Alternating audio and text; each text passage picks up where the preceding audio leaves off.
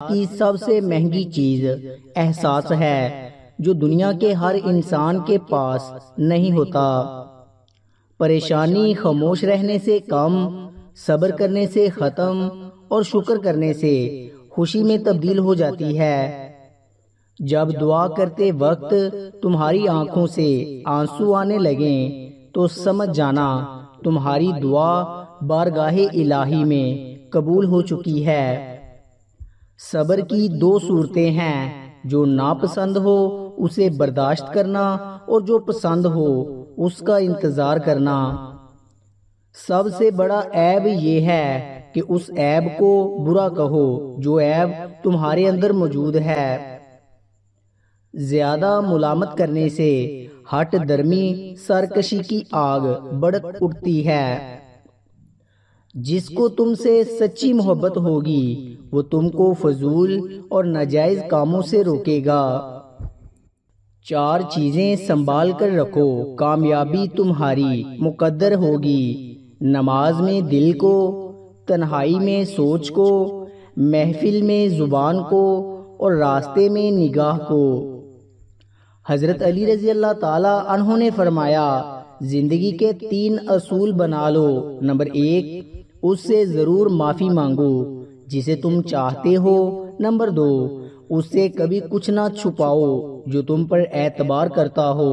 اور نمبر 3، اسے کبھی مت چھوڑو جو تمہیں چاہتا ہے۔ جو شخص تمہارے خون میں سے نہ ہو مگر پھر بھی تم کو عزت دے اور پیار دے تو بے شک وہ تمہارے لیے بہترین رشتہ ہے۔ اگر زندگی کو ہمیشہ خوشیوں کے ساتھ گزارنا چاہتے ہو تو غم زدہ لوگوں کے غم سنا کرو۔ یہ تمہارا یقین ہی تو ہے کہ اللہ تعالیٰ ہر پل تمہارے ساتھ ہے۔ کہیں وہ تمہارے ڈگمگاتے قدموں کو سنبھال لے گا تو کہیں گرتے ہوئے کو تھام لے گا۔ وہ کبھی تمہیں اکیلا نہیں چھوڑے گا۔ جب تم پر کوئی مشکل آ جائے تو کسی کا احسان نہ لو، کیونکہ مصیبت 4 دن کی ہوتی ہے اور احسان زندگی بھر کا۔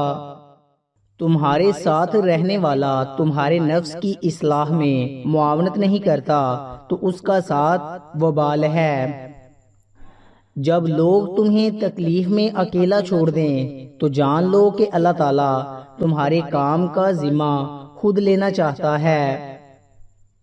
لمبی دوستی کے لیے 2 چیزوں پر عمل کرو۔ نمبر 1، اپنے دوست سے غصے میں بات مت کرو۔ اور نمبر 2، اپنے دوست کے غصے میں کی ہوئی بات کو دل پر مت لو۔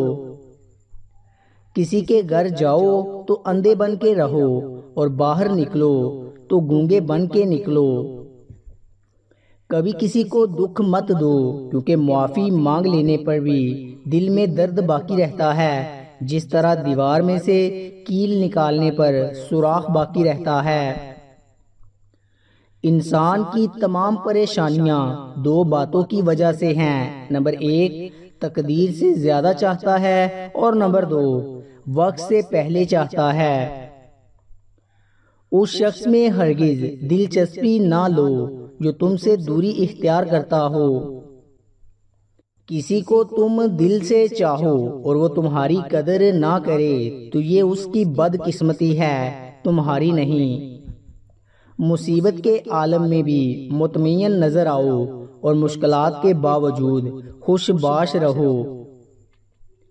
لوگوں کے اخلاق کے مطابق ان سے میل جول رکھو اور اعمال میں ان سے علیحدہ رہو۔ پریشانی خاموش رہنے سے کم، صبر کرنے سے ختم اور شکر کرنے سے خوشی میں تبدیل ہو جاتی ہے۔